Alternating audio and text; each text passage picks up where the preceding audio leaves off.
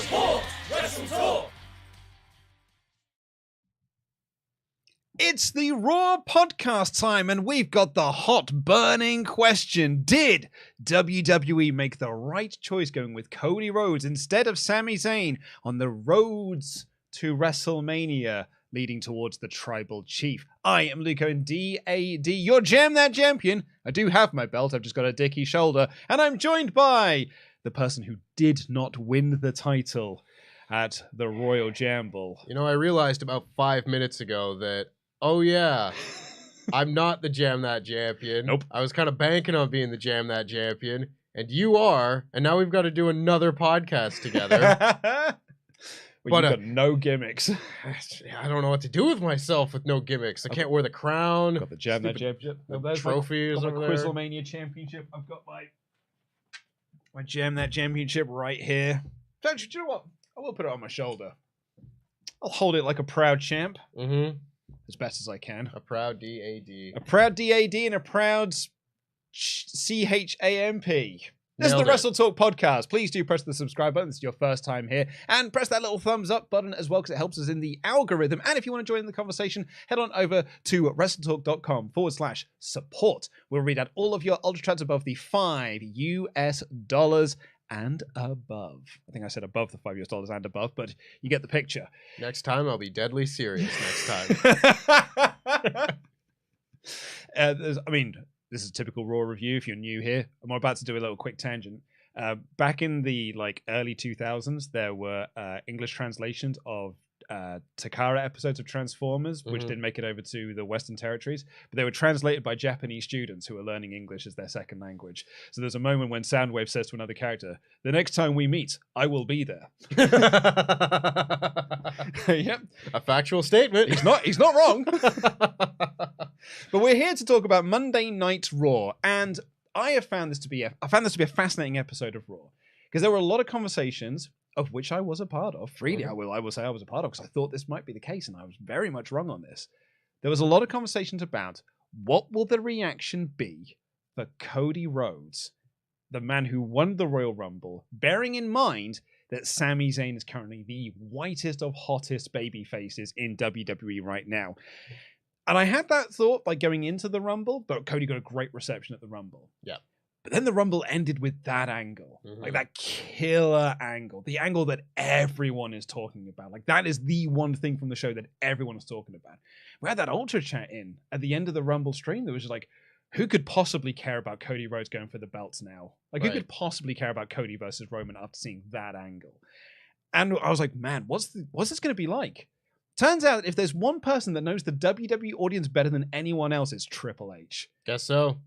Because Cody Rhodes came out here and was treated like a gosh darn hero to these people. There were some big names on this show. Cody, Seth, Becky. You had Bobby Lashley on this show. You had like all of the usual big names on Raw.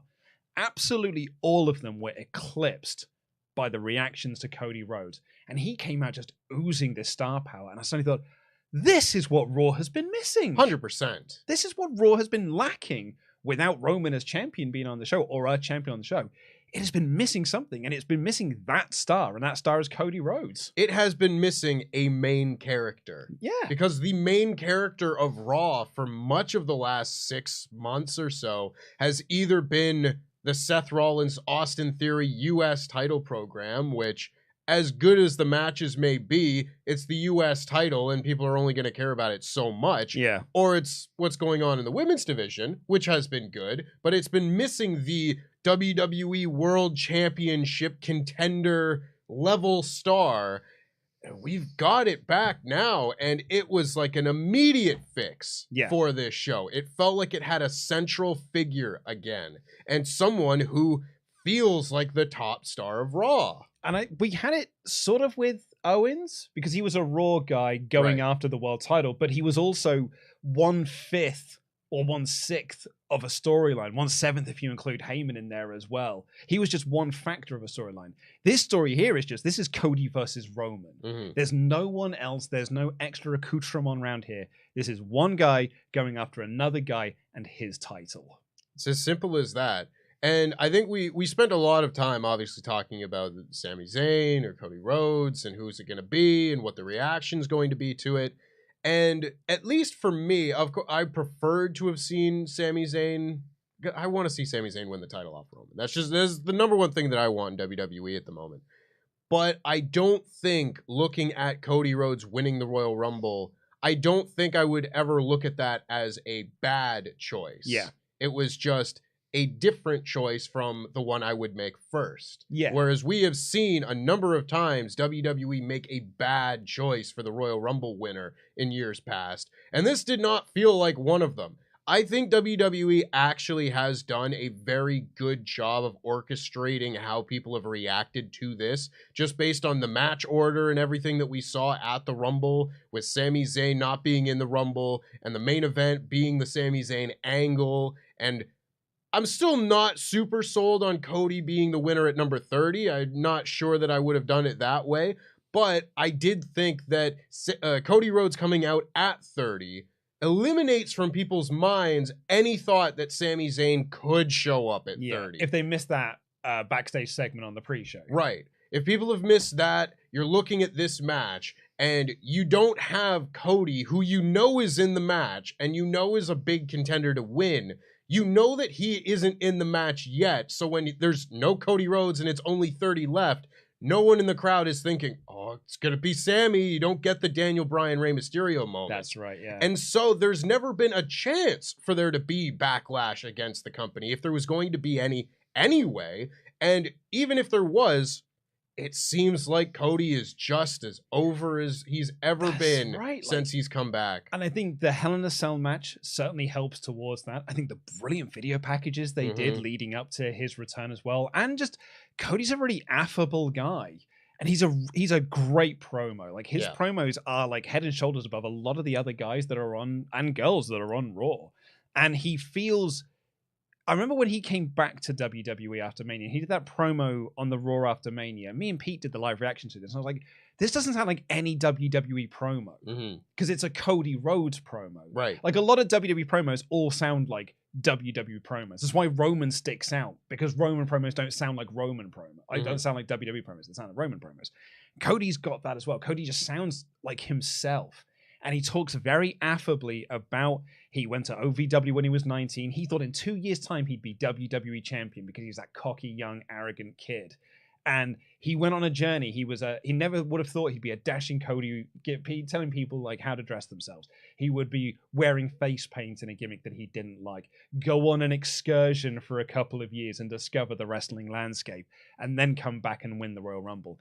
And I wouldn't tell my 19-year-old self that, because that journey is part of who I am. It's really like, it's great emotional content. It really is, and we saw what the Cody Rhodes babyface arc looked like in AEW, and there have been a lot of the same notes hit from this WWE run thus far compared to the AEW run while it was working.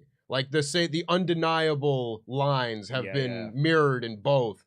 But in this sense, you get so much more of a hero's journey character arc here with Cody telling this tale, because you kind of can tell like the full story here in WWE, because he's come full circle back where he started, the whole deal.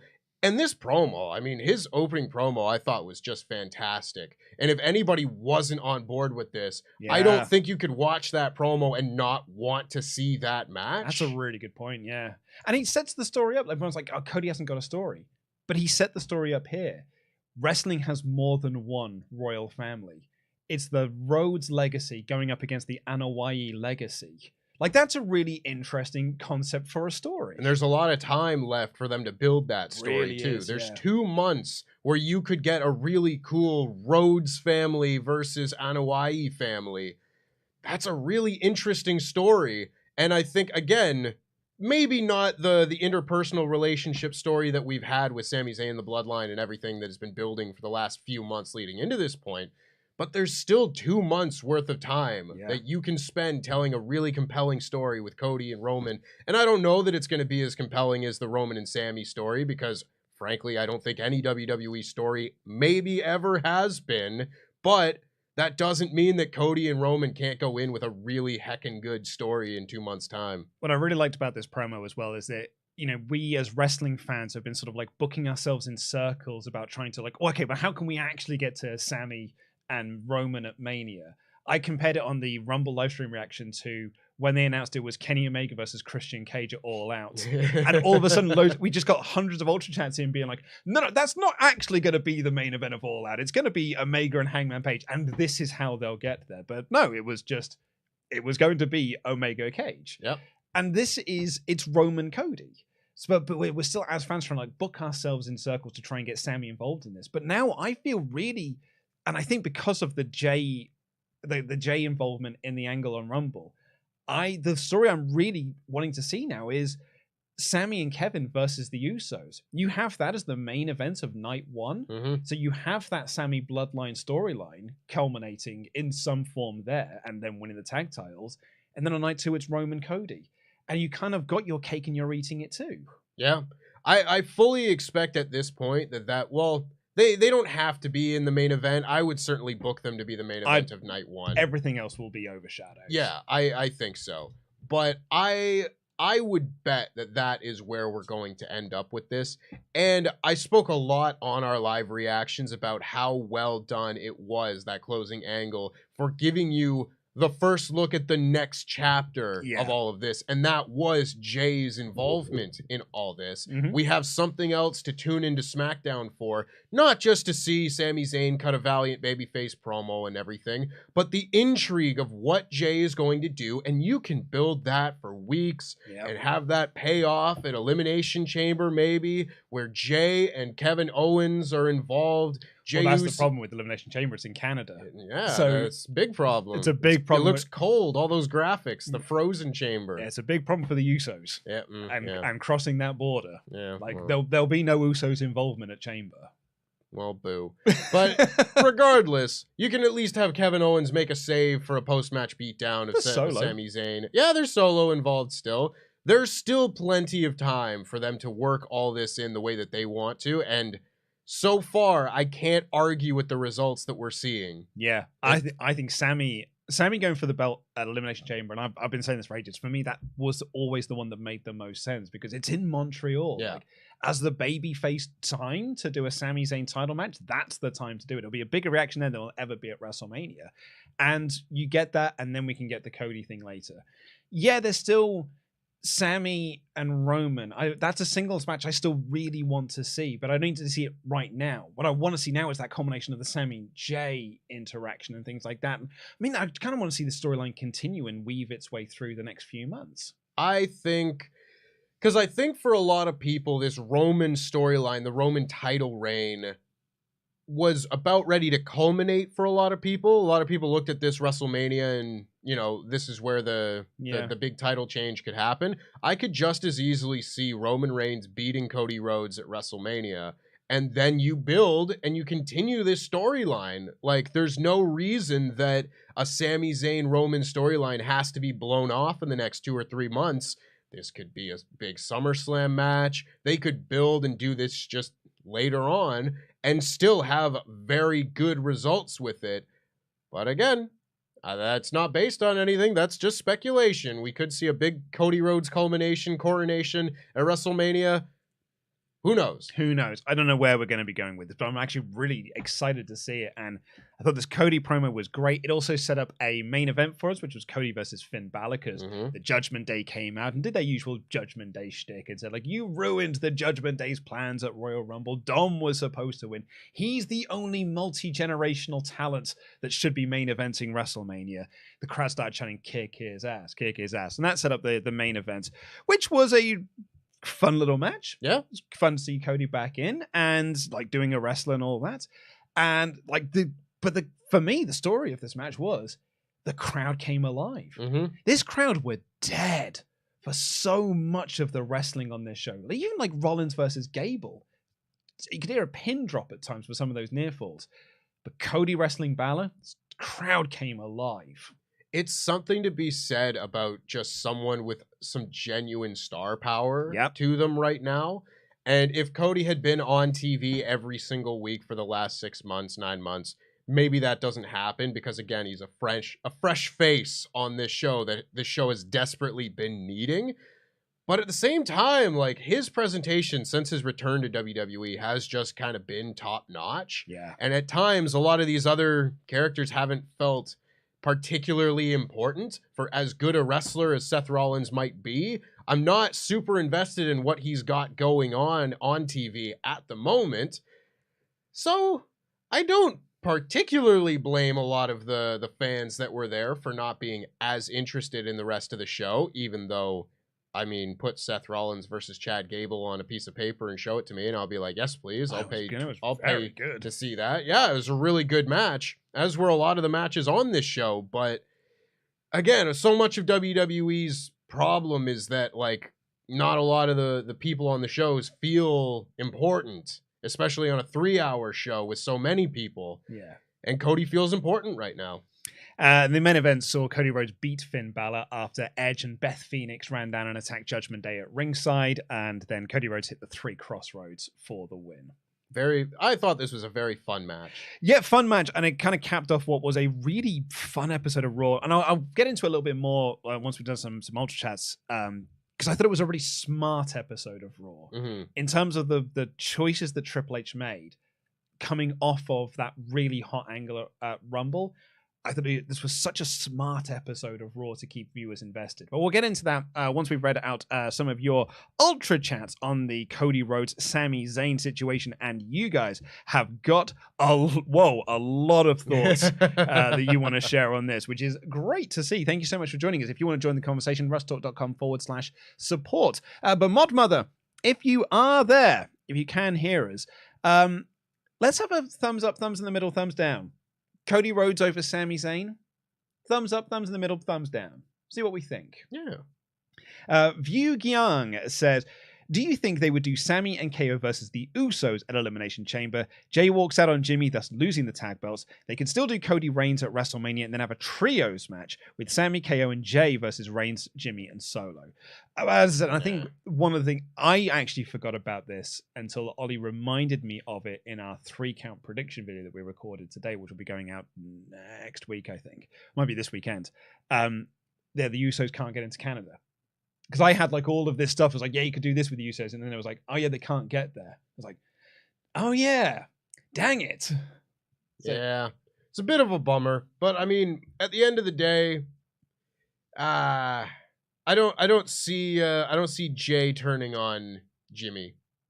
No, I don't know. I said in the prediction video, it was a bit of a spoiler for it, Jay sides with Roman. Yeah. But I'm so excited for SmackDown. Yeah. So excited. And it's Jay is the thing I'm actually most excited for. Samad Ali saying WWE have lightning in a bottle with Sami versus Roman, and it should happen at Mania.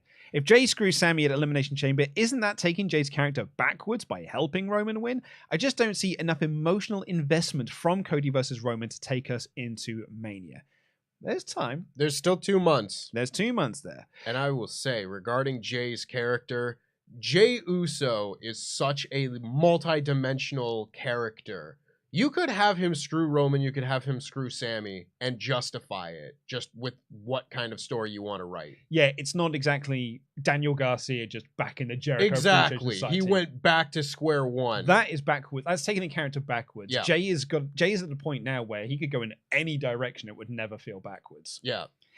Goki says, Cody being the guy to beat Roman is a bad idea. Where's the journey? Nobody screwed him out. There were no obstacles he needed to get through. He just came back and won the Rumble from the number 30 spot. That's not a satisfying conclusion to Roman's reign. I mean, he did have one big obstacle. He broke his tit. Yeah, he's had to make like a hero's journey. Not like the whole thing is the journey. Yeah. You know, the journey doesn't necessarily have to be he runs a gauntlet of every member of the bloodline from now until then or anything like that. He has been the whole journey that we heard in this promo. Like, that is his roadblock. That is him going in and thinking he's going to do this at 19 or 21 or whatnot, and then having to go through the hardships of being Dashing Cody Rhodes, being Stardust, having to leave and come back, and then immediately face this injury, fight to come back from that, beat Walter in the Royal Rumble, which That's a big obstacle, if you ask me. And now, I mean, I'm sure he'll have a match at Elimination Chamber and still have people to go through between now and then. I think we gotta pump the brakes on the thing a little bit. I would as well. And like you said earlier, I think if you'd have given me the option for the Rumble, I don't know if I'd have put Cody in at number 30. Yeah. But also, I actually completely agree with what you also said, which is that putting him at number 30 removes the Sami question, really. Yeah. If you get to 29 and Cody's not there, it's like, okay, cool. Well, I know that it's Cody then. Yeah. And I don't then have to worry. I don't have to boo Cody. Yeah. Charles Berg said, to play devil's avocado, I unfortunately see Sami as a sacrificial lamb. What better way to make a villain hated than for them to kill a puppy? I do believe Sami has a role to play in Roman losing the titles, but Cody is mega over and more marketable. Well, he sure sold a lot of shirts. Didn't he? Just like his shirts were selling like hotcakes at the Rumble by all reports. Like you couldn't get hold of one because they were just sold out everywhere. So, I mean, that's also something to very much play into this. And I've seen a few people say this on Twitter, and I haven't really considered it before, but do I want to see Sami as champ? Like, I don't know. Like, I in a way, yeah, and I think that would be amazing, but is it necessary for him to be champ? I mean, I could see it go either way. Yeah. I don't. As I said, I don't know if I fully agree with that as a take. Yeah. I also said in the office today, half in jest, half being like, yeah, but actually, you have Cody lose to Roman at WrestleMania. Kevin and Sami are the tag champs. And they go and do WrestleMania Backlash, Roman versus Sami again. Sami wins. Kevin Owens immediately turns on him. You just do NXT again. Matt Hennessy said, I think it's a case of who is more over and that Sami. From a storyline and fan investment, him dethroning Roman is what needs to happen. A lot of people who were on the Cody bandwagon that I talked to changed their mind after the trial and the Rumble angle. I mentioned on the live stream, Cody being the Rumble plan made sense when Cody got injured. Yeah. But then all the Sami situation happened. Credit to WWE for sticking to their guns. Mm-hmm. And I know they've changed this. This whole Sami thing was only meant to be a short run thing, but it got so over that they stuck with it and developed it even more. But yeah, I mean, credit to they stuck to their guns, and Triple H trusted in his own process to be like, I can make this work. And so far, he's making it work. And I also will say, because I'm not going to write off anybody who says that Sami was the right choice and Cody was the wrong choice. Absolutely and not. everything, because we've just seen a really good Cody performance on this show. Yep. We haven't seen SmackDown yet. We could watch exactly, SmackDown, and Sami Zayn it might not be on this week's show, but Sami Zayn could cut the best babyface promo we've seen in years, and everyone will be like, we need to see this Roman and Sami match. He needs to be the one. And that just might be reinforced after that. We haven't seen it yet. And it comes back to that Ultra Chat that we had at the Rumble stream. I think I will bring that one up quite a lot in this lead up to Mania if things do continue down that sort of path of who possibly cares about Cody, because the Sami thing's so good. But we'll certainly see. Elimination Chamber's not that far away either. It's only 3 weeks from now. It's only a handful of weeks, yeah. Martin says, I know you guys love Sami, and yes, he is one of the performers. Despite that fact, I'm a big Cody fan, and I can see Cody more as a champion than Sami. Sami is good as an underdog, and that direction suits him better than credible champion. I mean, I don't necessarily disagree. I mean, you look at NXT as like the prime example of the babyface run for the title, and then he immediately lost it because the run and him having to get revenge for what Kevin Owens did to him is more exciting than Sami Zayn with a long run as champion. So I don't necessarily disagree with this take. I think that Sami Zayn's an excellent performer and is very multidimensional himself. So great, yeah. He could do it. But I mean, I bet the WWE title would look good on Cody Rhodes. Just look at him. Ben Vlerick says, I'm surprised Cody's allowed to use the Cody Cutter. Is it not just a super RKO? How come he does it, it's an earful, yet when Randy does it as a regular RKO, it's usually the finish? Wrestling, don't question it. I guess it's just me, LOL. I mean, that's it. You don't question it, Why is Raven's DDT more impactful than anyone else doing a DDT? Why does Alexa Bliss win with the DDT? Why does a super kick end matches when it's like the Usos or the Young Bucks doing it, but everybody else still does a super kick? It's wrestling. Maybe Randy Orton has perfected the move and hits it more effectively. That's always the argument, isn't it? They perfected the move. Shawn Michaels, he tuned up that band. Yep. like the Young Bucks just throw them out. Yeah. Those indie kids don't know how to work. They don't know how to tune that band up. Otherwise, they'd be finishing their matches with it.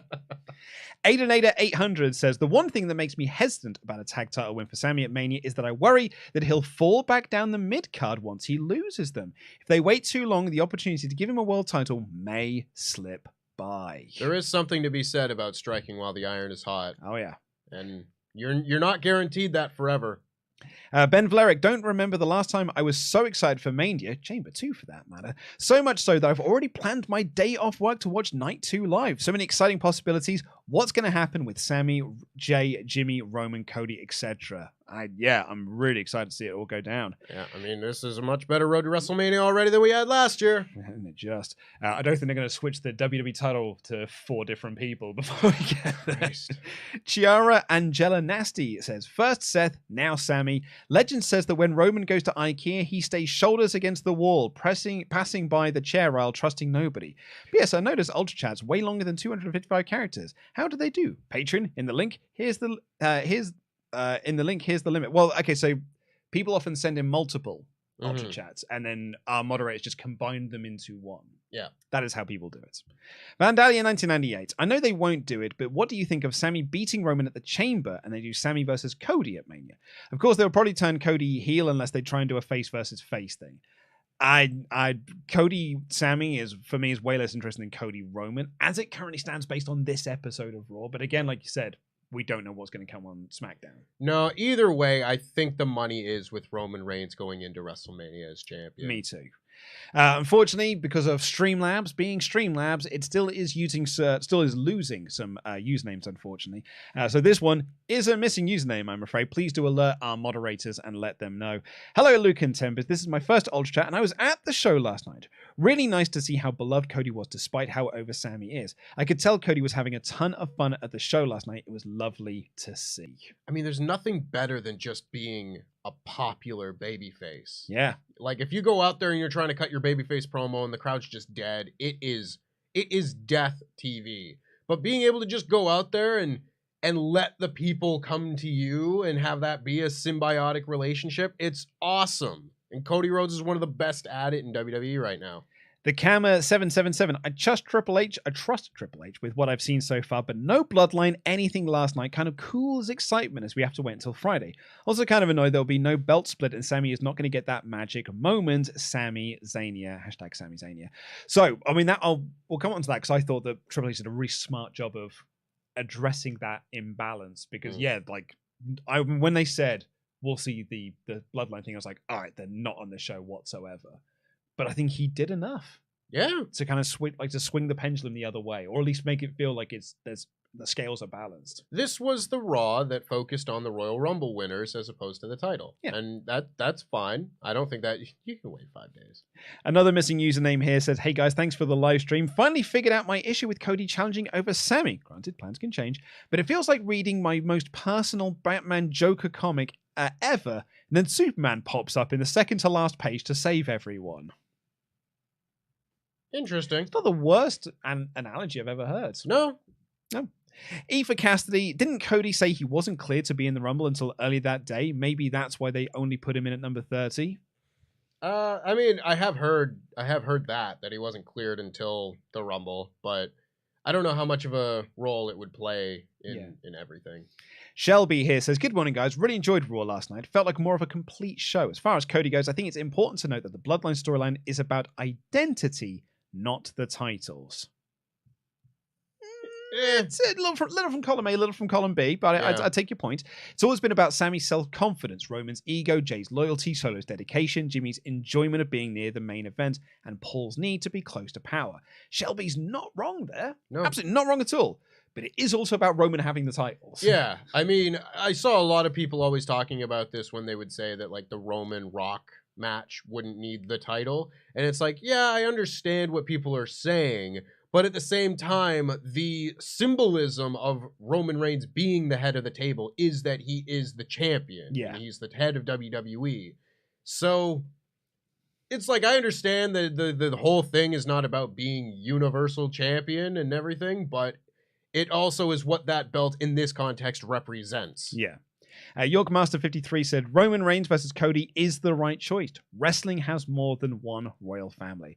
Roman Reigns and Sami story ends at Elimination Chamber with Jay backing the bloodline. The emotional heartbeat of the story is Jay and Sami, i.e. Usos versus KO and Sami. After that, the bloodline big downfall begins. As a correction to what I said earlier, some people pointed this out in the chat, I think it might just be Jimmy that can't go across. Maybe Jay can. Maybe. But I can't remember that Jay did the last show in Canada. But having said that, that was also when, well, one of you can't go, so both of you can't go. Right. What do we do with just one of you? Shelby's back again saying the titles have just been divisive in this story so much that it would be a massive pop for Sami to dethrone Roman. The story is not about those titles. The meaningful ending is Sami remembering that he is the one that stands up to bullies. Got a couple more here. Guy says, hey guys, I think a way of splitting the titles could work is Roman refusing to defend one of them against Sami because either because the WWE belt is too prestigious or because he's had the Universal belt the longest. Probably won't happen, but a man can dream. I think we're past the point of splitting the titles. Yeah. If they were going to do it, I would have done it in like the fall and have Seth win one of them. Yeah, I still can't. I still have not been given a good storyline justification for it yet. And lastly here from Anonymous that says, feel like the true story here is Jay finally escaping the clutch of Roman. You can still do Roman and Cody at WrestleMania. Sami and Jay is the battle we need after Jay beats Roman. This can go all the way through the spring. Then you can do Roman and Sami at SummerSlam. Yeah. So again, there's more to this than just Roman versus Sami being the final chapter of this. Absolutely. I don't think the storyline ends in the near future at all. Whether it's the Usos and their role in the bloodline or just Roman Reigns going through a downward spiral after losing the titles at some point. There's so many more chapters of this that they can choose to write. I'm not particularly worried. So let's review the rest of this episode of Raw, which had a through line across the night, which is, you mentioned earlier, Rumble winners mattering and the Elimination Chamber being about the United States Championship. So they set up the United States Championship Elimination Chamber early, before the show had even started, and said there'll be qualifying matches. Obviously, Austin Theory's in there defending the belt, and we had 3 qualifying matches on the show and 2 qualifiers next week. Big thumbs up for me on that. Matches with stakes. And then later on, they announced the women's chamber match will also be a Raw branded chamber match to pick a challenger for Bianca Belair because Rhea Ripley chose Charlotte Flair, which we'll discuss in a minute. And that has got the 4 of the final 5 of the Rumble that didn't win the Rumble, plus a fatal 4-way next week to determine who the 5th entrant is, and a 6th person is yet to be announced. I mean, I am not a huge fan of the idea of doing the U.S. title chamber match just because I think that's kind of wonky, and maybe I'm just scarred from that Intercontinental Championship chamber match because it was terrible. But there's no Ryback in this one, so we should be better off. But yeah, it was just a show where it felt like pretty much every segment mattered, and that does not often happen on Raw. I'm just going to pause for just 1 second because our poll has finished about Cody over Sami. Check this out. Dig this. Thumbs up, 39. Thumbs down, 31. In the middle, 29. That is incredibly split. That is such a split. That's insane. That is wild.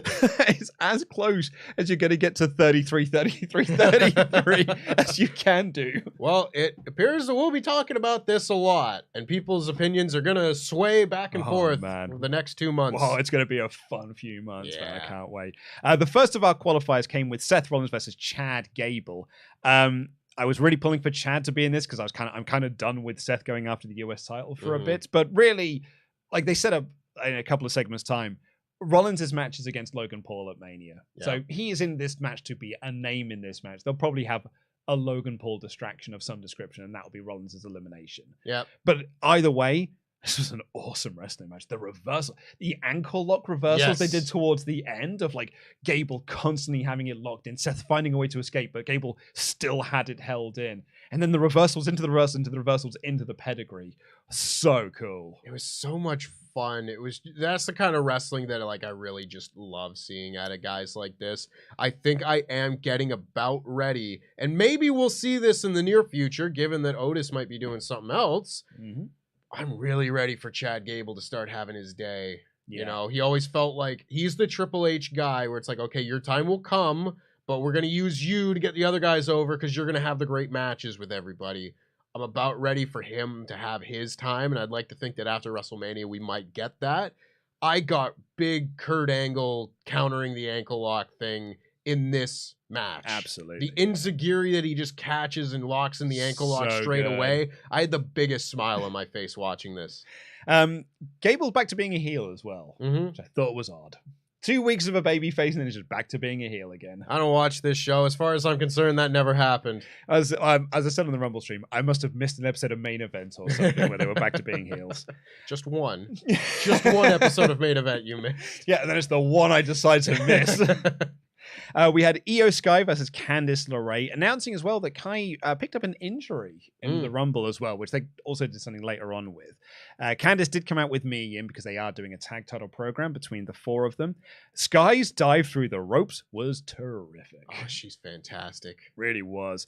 It was a really good match, and Candice had the match won, or seemingly had. In fact, no, she did have the match won. It was a visual pin, but Kai distracted the referee. Bayley then distracted Candice, and it allowed IYO to roll her up for the win. It's tricky because I felt like this was kind of a lame finish. Like it was a little bit flat, and that might just be because Mia Yim didn't get like physically involved. I like the idea of the numbers game working against them, where Mia Yim is there to try and balance out damage control, but there's two of them and only one of her, so she can't be on both sides of the ring, and then Bayley does the other thing on the other side. But it does just kind of feel like damage control were getting involved, and Mia Yim just kind of walked over them and was like, stop that. And they still cost Candice the match. That being said, being able to tune into Raw and see one of the best women's matches that I've ever seen live, that being Candice and IYO from TakeOver Toronto 2, oh, it was really cool. Like, these are the kind of matches that I desperately wish I could get on SmackDown. Well, you got Nia Jax now. Fight me. Because we got Chelsea Green. So, you should definitely get a Nia Jax. I don't want it. Can I keep the receipt? Yeah, because you got her and Tamina as well. Is Tamina on SmackDown? Oh, no, I think Tamina might be on Raw. She was with Dana Brooke, wasn't she? I don't know. Well, there's no one Mina. Crikey. But yeah, I think if I was to be like, hypercritical of this, it's lame duck tag team booking. Yeah. Mia Yim picked up a singles win over Dakota Kai. IYO picks up a singles win over Candice LeRae. It's not a hot feud. No. They'll have a 5-minute match at Elimination Chamber. Anything that gets me another opportunity to see Candice and IYO in the ring together, I'm going to be happy.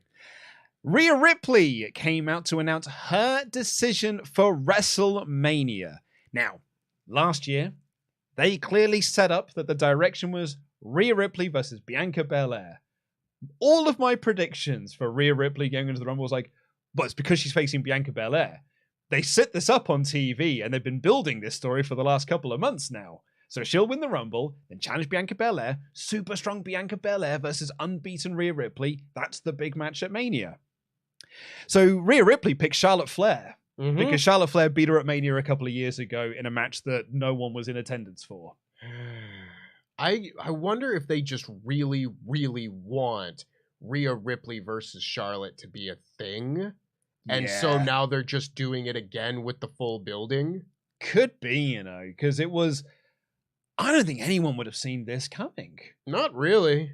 And it's funny because you start looking ahead to like the Elimination Chamber and then therefore what they're going to be doing with Bianca Belair. And we were trying to come up with an idea for like, oh, what could it be? And the consensus that everyone came to, given that who's in the match currently, is that Asuka versus Bianca Belair may be the direction. Oh, I think it's Raquel. Oh, I hate that. I think it's Raquel. And I think, so my big prediction for it, it's Raquel last eliminating Piper Niven. So she hits her with the Tahani bomb. She's super dead strong, going up against Bianca Belair, who herself is super dead strong.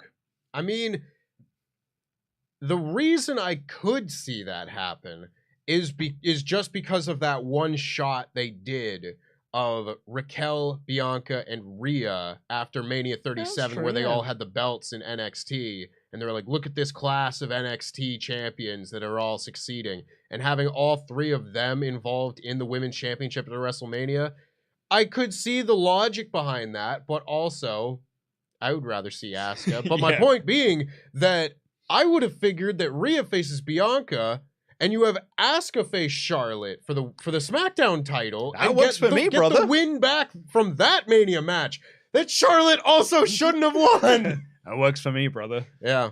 But no, we're going with Ripley and Flair. And it'll be a good match. It will be a great match because they had a great match at Mania. They did when they had their match Mania, it was dead good. Yeah. So I think this will be really good because Rhea's way better now than she was then. And like Flair's just naturally very good at what she does.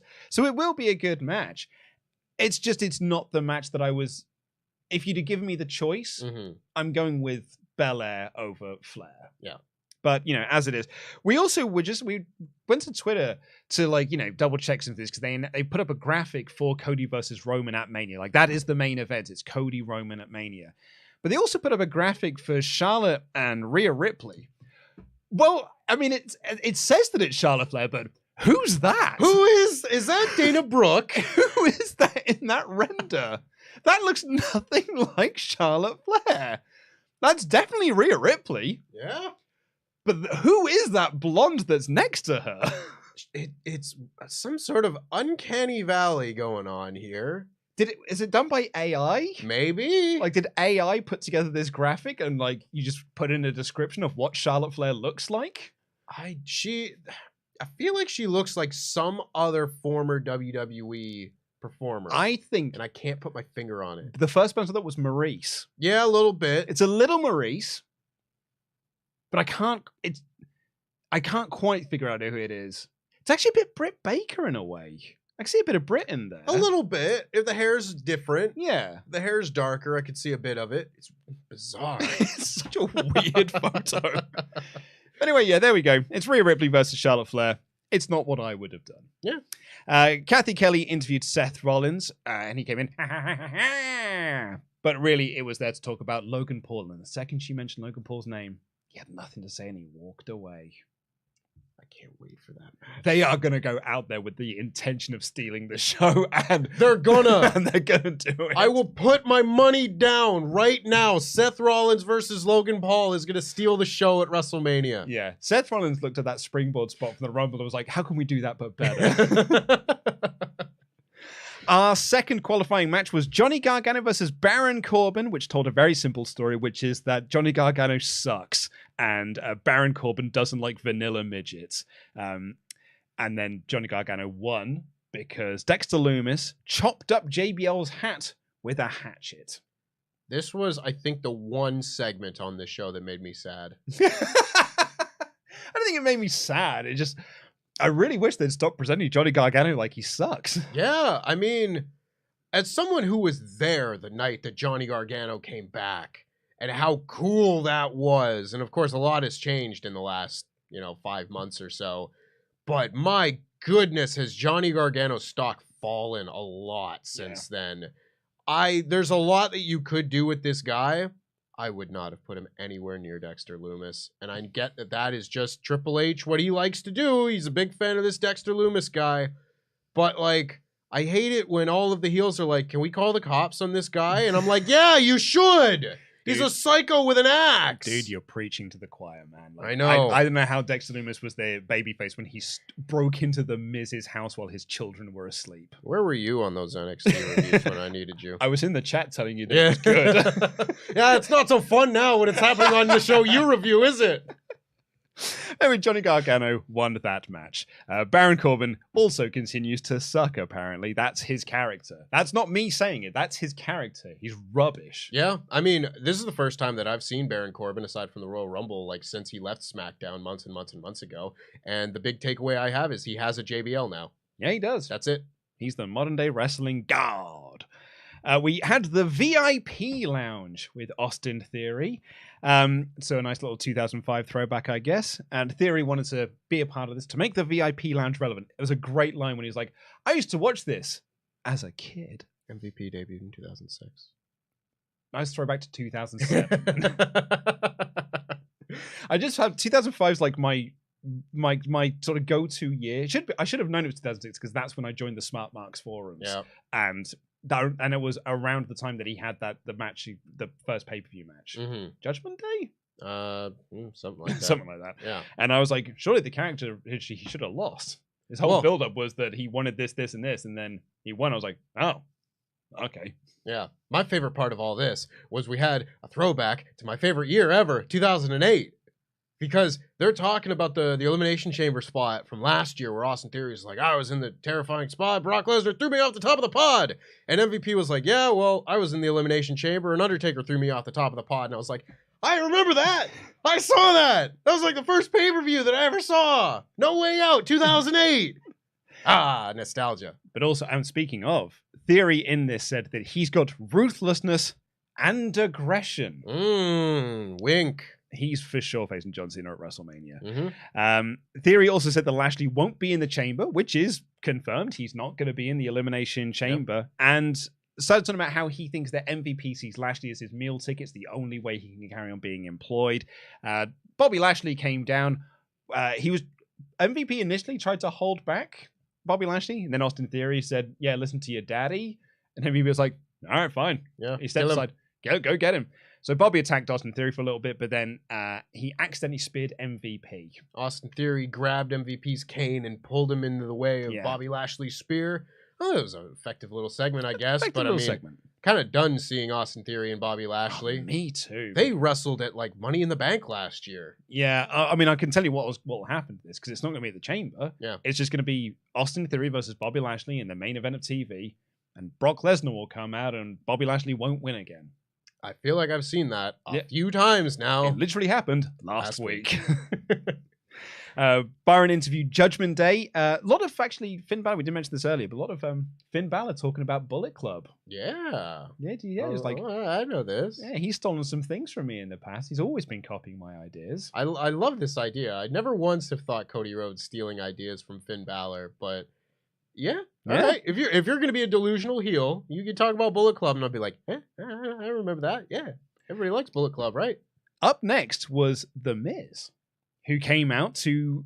His new character is that he also sucks because he was eliminated first from the Rumble. I thought you said this was a new character. No. This character would really work if he hadn't have beaten Dexter Lumis. Yeah. If he hadn't have won that feud, this character would really, really work, but he did. But anyway, he came out here being like, I should be more respected. I'm a Grand Slam champion, etc., etc. Usual Miz stuff, but delivered very, very well. Adam Pearce comes out and says, you know what? I've had a guy knocking on my door all day looking for a match. So please welcome the newest signing to Monday Night Raw, a returning Rick Boogs. Shout out to Rick Boogs. Back from injury. Yeah. Good on him. Really obnoxious on this show, wasn't he? Where were his video packages like Cody?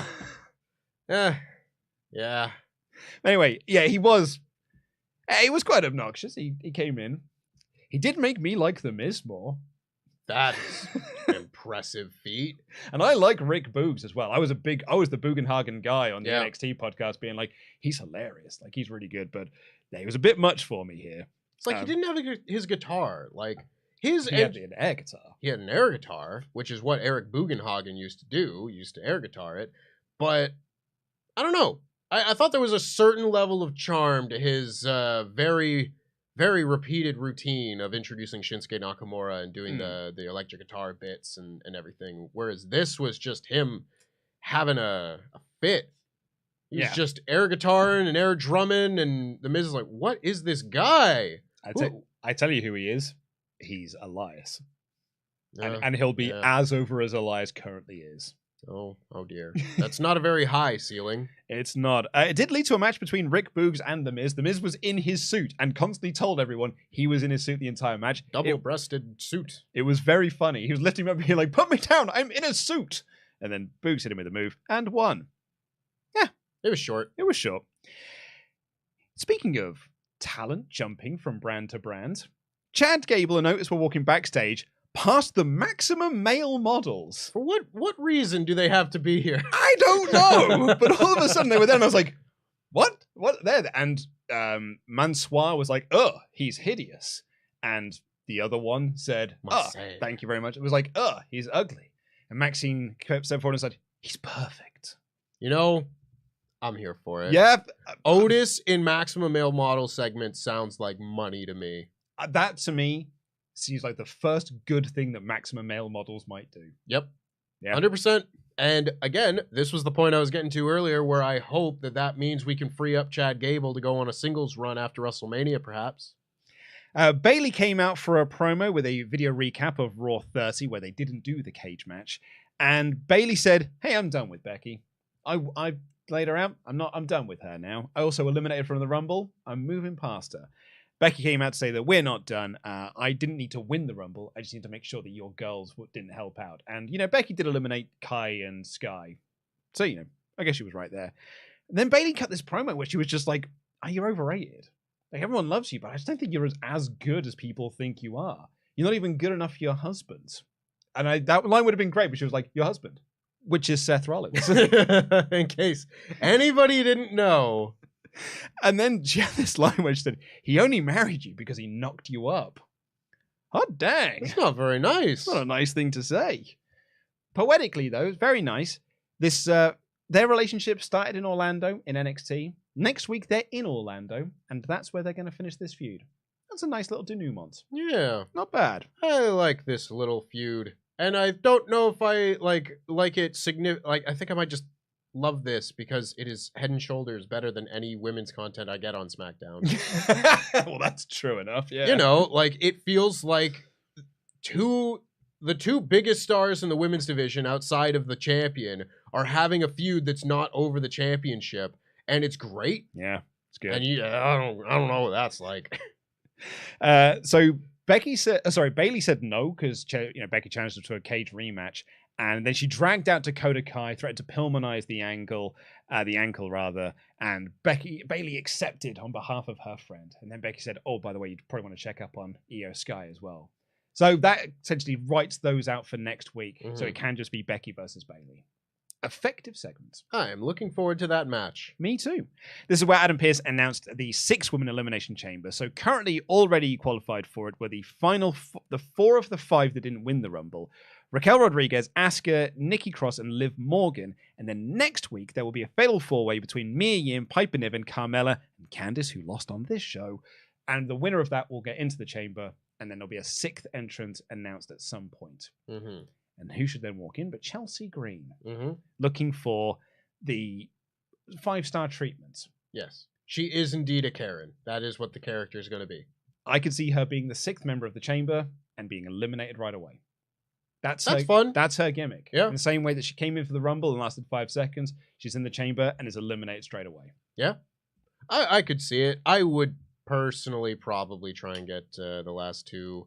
Well, not that Chelsea Green isn't a good worker, but if you're going to do that spot, doesn't really matter how good of a worker she is in that case. I would probably put like a Candice in this match, a Piper Niven perhaps. I think it's Piper Niven. I think they're going to go hard in on Piper Niven early doors. Particularly if my theory is correct that it's going to be Raquel, you want to have Raquel eliminate Piper Niven. Yeah. I would just rather it not be Raquel. I would rather it be Asuka. I mean, me too, because she had a moment on this show. Well, might as well just jump to it now. Because Carmella, that's her return. She hasn't been seen for ages. And she was backstage being interviewed by Kathy Kelly. And Asuka walks up, just in her regular clothes, which was very bizarre to see. And then she revealed that she was wearing these spooky contacts. And then she started dribbling mist from her mouth. I was like, oh, she's the best. She's awesome. She's a perfect wrestler. She's perfect. She's so good. Look, give her all the belts. Give Asuka all the belts. Oh, I can't say enough good about Asuka. Oh, we did the Full Gear live reactions and everything. I was like, give him all the belts. Ricky Starks, give him all the belts. Yeah, Takeshita, all the belts. Eddie Kingston, all the belts. Our final qualifier for the evening was Dolph Ziggler versus Bronson Reed, and boy, howdy, this one didn't go long. No. Ali, in a pre-match interview, made fun of Dolph Ziggler being handed another opportunity. I wrote in my notes, can someone wake this crowd up? Bronson Reed tried his best by doing the tsunami, and he did so to win. Yeah, again, it was short.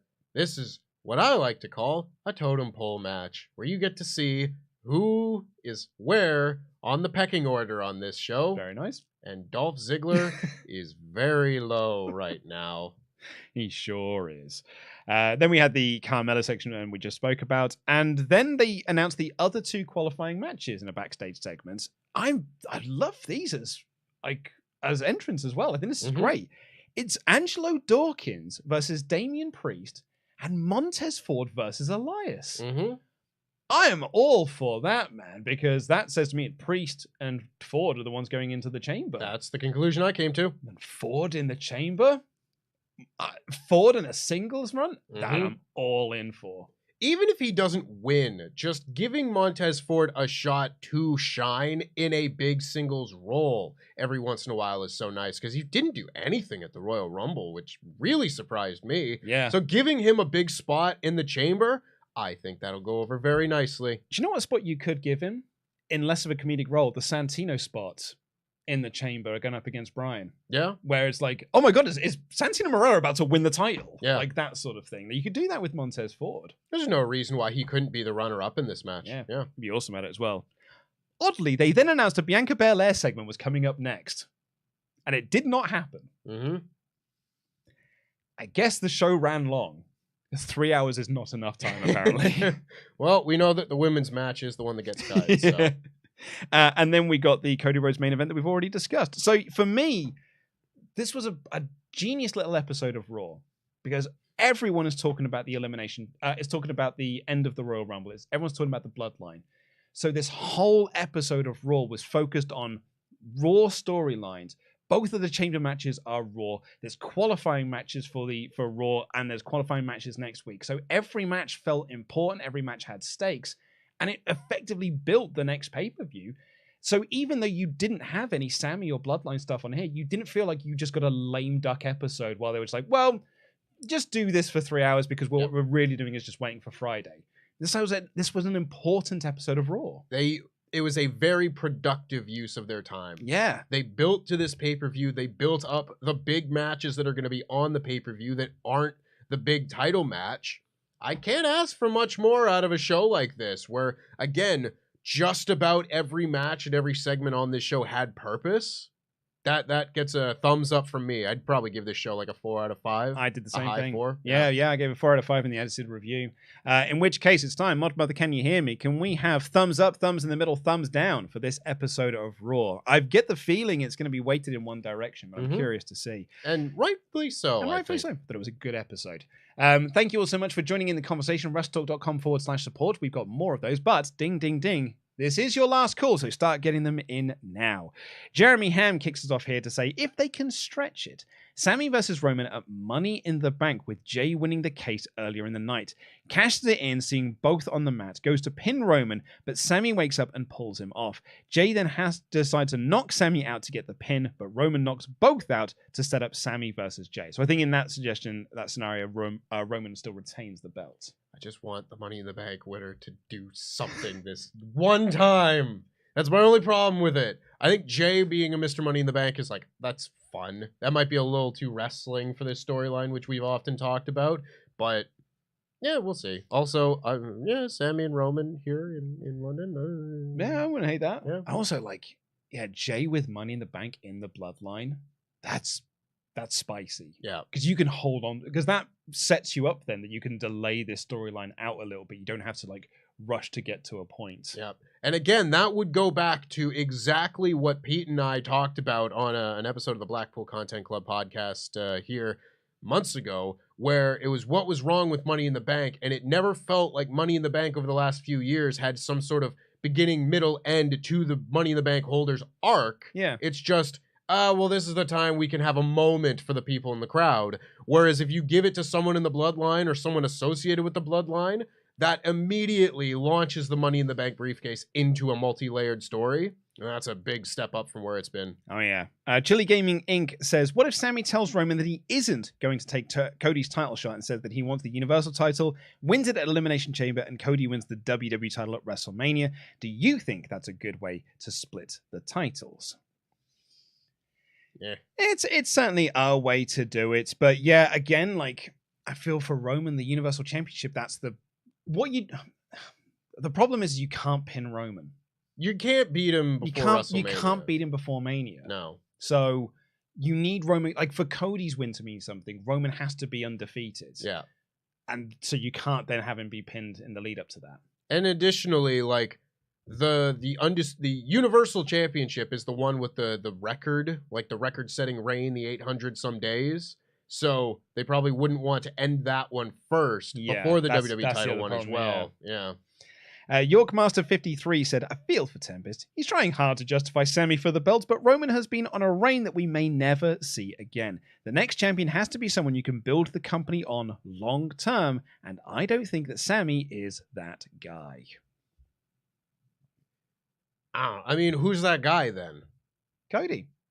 Cody's the next long-term guy you're going to build the company around. I think he's a guy you can build I think he's a guy you can build the company around. I mean, I'm not going to deny that he's going to be a top star in the company for the foreseeable future and everything. Mm-hmm. But I mean, if this logic, I would have that be like, you know, a brand new guy. It would be like Braun Breaker or Carmelo Hayes or something like that. Yeah. If that's the direction that you wanted to go. I just think that the story is there for Sami. Story is there. That is undeniable. Yeah. Blair said, I get in the main event that Cody is a babyface, but used Edge beating up Judgment Day with Beth and distracting the referee for Cody to get the babyface win didn't make sense to me. I mean, it's babyfaces evening the odds. It is a little bit. Also, because you can make the argument, Cody made this point in his promos. Like, look, I could rest up. I could just take it easy and just not wrestle until Mania, because that's what Roman's going to do. But I want to wrestle and I want to fight. That you can set this up. That's Cody's downfall there. He's, you know, maybe he's not as 100% as he thought he was. Mm-hmm. And matches like this could be part of that story. I wouldn't have necessarily had Edge getting on the apron at the end. Mm-hmm. I think that might have been a step too far into the baby faces getting what would be considered a heel win. But the rest of it leading up to that point, I didn't have as much of a problem with. BM Whitehouse said, I hope the way Miz keeps getting treated leads to him having a run like he did in late 2016-2018 when he was the most over man in the company based off his killer promo work. I'm sorry, when in the goddamn pissing hell was the Miz the most over man in the company? I'm not getting involved in this. Luke Thomas said, hey guys, pleased with Rhea picking Charlotte. Bianca match can happen further down the line. Match will go hard and Rhea can get her win back? ? Plus, who is there on SmackDown you'd be excited for Charlotte to face? Great question. Not many people at the moment, Luke. Dude, you have Nia Jax back. Don't put that evil on me, Ricky Bobby. I mean, I said recently I thought that you could have done a lot more in recent months to like build Emma up. Could have done anything. Could have done anything with anyone, and they haven't. You could have done anything with blank. Yeah, that sentence works. Matt Hennessy, the amount of history in the US title chamber excites me. Both Gargano and Rollins used to be Theory mentors, and he was their protege. They can really play up to that. Plus, Johnny, Austin, and Bronson all have history from NXT. It's going to be a banger of a match. Should be a great match. Like, with the field that we're looking to get in this chamber match, I think it's going to be really, really good. We'll see how much of that they play into. You know, with Johnny Gargano having lost the title to Bronson Reed. I don't know if they'll bring that up, but yeah, it'll be nice at least. I'm sure commentary will throw a line in during the chamber match. Corey Graves, for sure. Yeah. Anonymous says, Prison Dom, Dexter Lumis, now Maximum Male Models, and Karen Green. Do you think there's an overflow of comedy acts within a 3-hour runtime? And if so, would you like it adjusted? Without cutting one's TV time? Prison Dom is fine. Yeah. I think we could do without Dexter Lumis, but that's just me. I think Maximum Male Models will be fine if they're involved with Otis, because I think that has a very high ceiling for comedy. It really does. And I'm willing to give Chelsea Green's character a shot because it's brand new. We're 2 shows in. Yeah. I think it's hard to judge the Karen Green one, but I agree with the point that Anonymous makes there. You know, that is a few comedy acts, perhaps a few too many, but I'm willing to let a lot of those play out. Mm-hmm.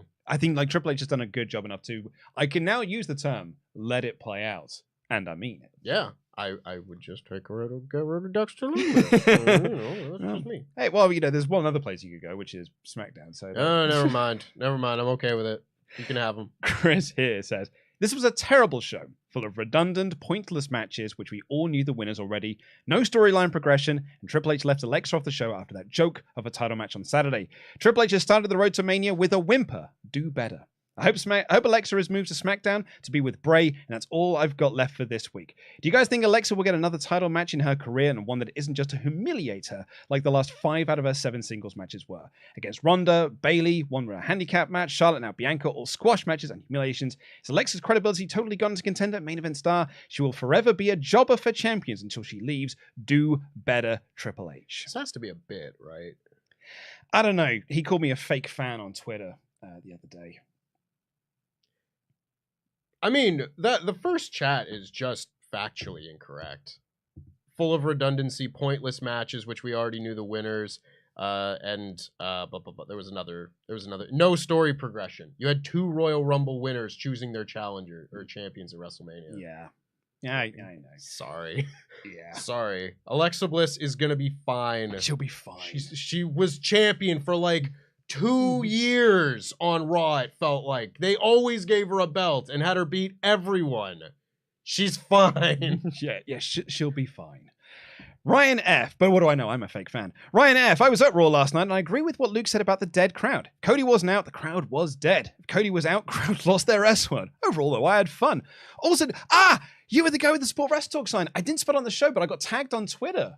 Someone said, like, oh, did you see the sign? I missed it. So I'll retweet that. So I did see it. I just didn't see it in the moment.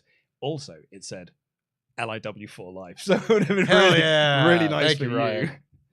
Ben said, just me, or has Finn Balor's ring gear ever since joining / taking over Judgment Day been real bad? What is that? I'm instantly changing it back to the good old trunks as soon as 2K23 comes out. It is very kind of bland. There's not a lot to it. He's just got a purple hanky hanging out of his pocket. Yeah, he's got trousers on now. Yeah. Mayor of Painesville Dan says, hello, Luke. Hello, Tempest. Hey, Dan. Now, wasn't this a great episode of Raw? You got the maximum male models. You've got Dustin's brother doing great and the return of Dexter Loomis. Like the perfect episode for Dan. The man with the axe. He is back and slowly working his way to that US title. This has to be a bit. No, I think like Chris, it's not a bit for Dan. No, I agree because I've met Dan. I know Dan. And I've known Dan long enough to think that this isn't a bit, but also I can't read this and not think it is. Dan never change. Kazumi said, what's going to happen to the tag belt? Also, do you think Matt Cardona is going to return, seeing as though it didn't happen at the Rumble? I thought he would at the Rumble, honestly. Yeah. I'm a bit surprised, but maybe. Maluas here said, it's not going to be Asuka or Raquel versus Bianca. I think it's going to be Ronda.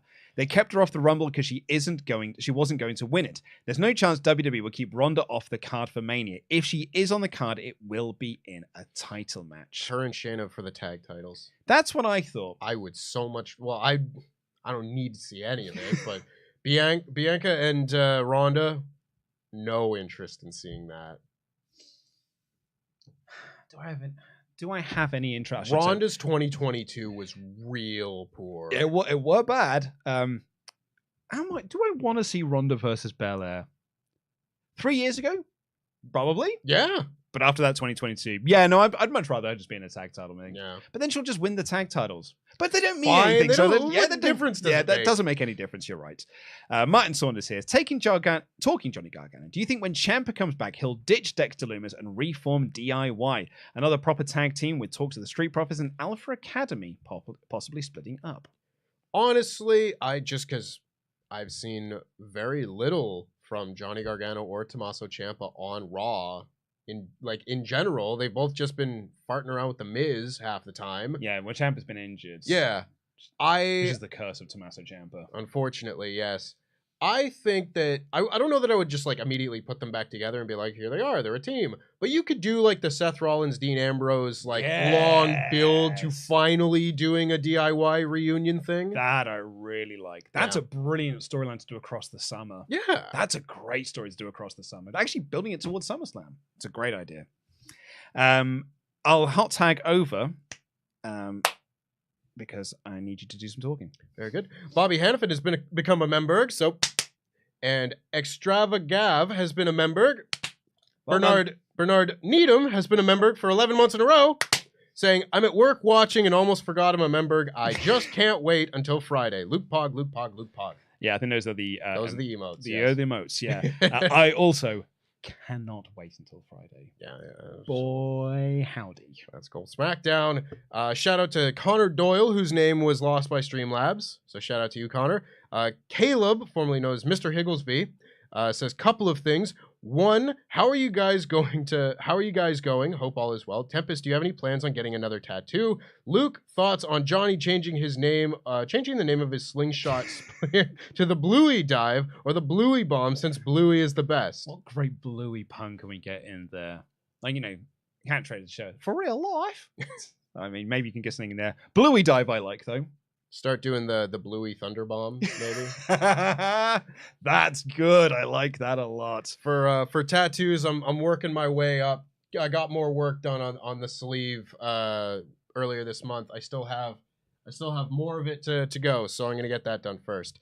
BC Oren says Cody wins, gives up the Universal title tournament announced with Roman and Sami in opposite brackets. First round, Roman faces Sikoa to lay down. Sami offers to lay down for Jay, but refuses. Sami wins. Jimmy refuses to lay down for Roman. After seeing that, Sami wins. I like the first part of that. Yeah. Because Cody is a guy that can make that work of like, I don't need both of these titles, and I think it's better for this company to have two fighting champions here. Cody in a promo can make that work better than I did in sort of like off the top of my head. Yeah. And a tournament is great. Who doesn't like a tournament? Because I love a tournament. I think getting to a final of Sami and Roman in a tournament is as fitting a way to cap that off if you're going to have Cody win the titles. I don't need the rest. The laying down bit. Yeah. I wouldn't want any other Bloodline members in the tournament. I mean, I was going to say, I would do a tournament without any Bloodline involvement in it. Yeah. Crown a new champion. You want to make it feel new. That's how you do it. That's how you do it. It's all of them in there. Like, even doing that, do you remember when Sheamus won the title and he won it from being like, he won like a qualifying match of guys who've never won the WWE title before? Yes, and Randy Orton. Yeah. Because he somehow weaseled his way into that match. Oh, yeah, of course he did. Yeah. Got to have stars in there. That would be a lot of fun. Guys who've never been the top guy before in a tournament. Like, that would add a hell of a lot of stakes to those matches. Yeah, I like that. That's fun. Ryan Singh says, afternoon, guys. I think this is the happiest I've been as a wrestling fan in my life. Was born in 99, so missed the 2000s. I think it's key to accept that not everything in wrestling can be for me, but it's crucial to take the positives and enjoy the product. Ryan, we need more people like you on this planet. That's a wonderful, wonderful outlook. What a positive man. I enjoyed that a lot. Reformed Dollar Bill says, all this booking WrestleMania. Imagine Roman versus Sami night 1, Roman versus Cody night 2, and Roman wins both. That's like the complete opposite of what the guy before said.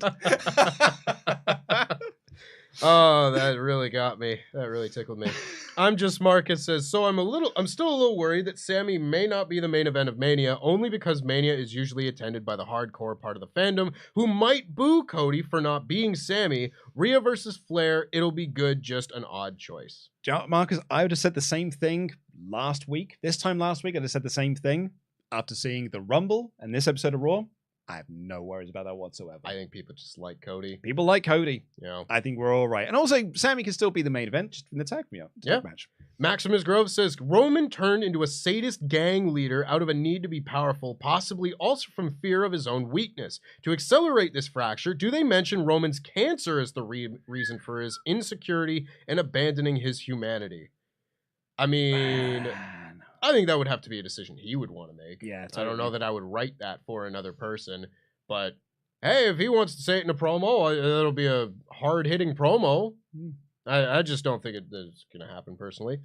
Dalton Reiser, I believe this is the last one, but I'll... No, there's two more. Okay. Dalton Reiser says, I wanted Rhea to challenge Belair based on Raw stuff. However, thinking on it, Charlotte is a much richer narrative because Charlotte won the Rumble and snatched Rhea's NXT title, so this makes for a nice mirror. Yeah. It's not bad. It's just not the choice I would have made. But like I said this in the edited review, at least there is storyline justification for it. Yeah. It's not just like, lol, we'll do this instead. Yeah. It's not Sheamus and Daniel Bryan. Yeah. As a storyline, it totally makes sense. Yeah. So you can't be like I'm not angry at it from I'm not even angry at it because I think it's going to be a good match. But like, I'm not annoyed at it from a storyline perspective because it'll be a great match. It's more just, it's not the choice I would have made. I would have much rather seen Rhea Bianca. Yeah. Jose Rivera Valentin says, if Sami pins Reigns before Mania, it'll be like Christian winning the Impact title from Kenny on Rampage before the pay-per-view. I disagree. I don't overly disagree though. I think Roman is built up much more than Kenny. That's true. That's very true. But I also, when Christian won the Impact title, I was like, it's kind of sad to see Kenny get pinned before the match. I get they did a whole like big schmoz and everything around it. But yeah, Kenny's not at where Roman is now. No. I think that was more important to give Christian something before that match. Even if it's just, I don't think anybody thought he was winning that match. But give him a little bit of something leading in. Yeah. Whereas this isn't the same situation necessarily, where you don't need to heat up a baby face to face Roman. It's just, it's different. Yeah. Leon Zaduncan says, I know y'all hate The Miz, but he wasn't from end 2016 to 18. Miz was white hot and felt like a legitimate main event player, while also having good matches. He got over naturally, and fans started to even cheer for him. I'm sorry, guys, but it did happen. No, it didn't! I was going to say, I was reviewing these shows He in had that time. 3 good weeks! 2017. Name me one Miz match in 2017. I was reviewing the shows. I don't overly recall this. I'm also just going to preface this again. I say this every single time. I don't hate The Miz. Hate is such a strong word, and I do not hate The Miz. It's just not my cup of tea. This is just bizarre to me. This is bizarro land. I'll go in. I don't have time. Sorry, dollar bills. White hot's a bit much. Like, again, he cut one good promo, had one good match within a 3-week span in 2016, and people have not let anyone forget about it since. But they've blown it up into their minds as this incredible 2-year run. It was also getting off for 7 years ago. Yeah. Oh my God. Whatever. Miz sucks. You're all wrong. Miz doesn't suck. Miz kind of sucks. He's just not my cup of tea. Miz sucks. We have got, let's end the poll as well before we get out of here, just to find out what you all thought of this episode of Raw. 70% thumbs up, mid 25%, only 3% thumbs down. It was just Chris. That is very, maybe, Mario. What part of the multiverse did Miz Hotness transpire on? I have no idea. But also, for Speed, he's a future Hall of Famer. Of course he is. Everyone's Everyone a is. future Hall of Famer. Tori Wilson's a Hall of Famer. If you had a job there, you're a Hall of Famer. It's fine. The Godfather's a Hall of Famer. Hey, he had a great career. Yeah. Because he was there for like 20 years. Oh my goodness.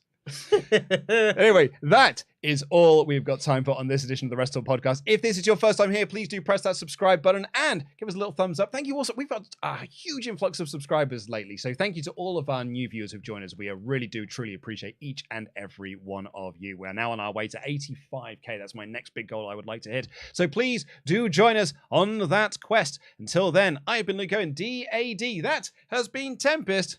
Jam that jam.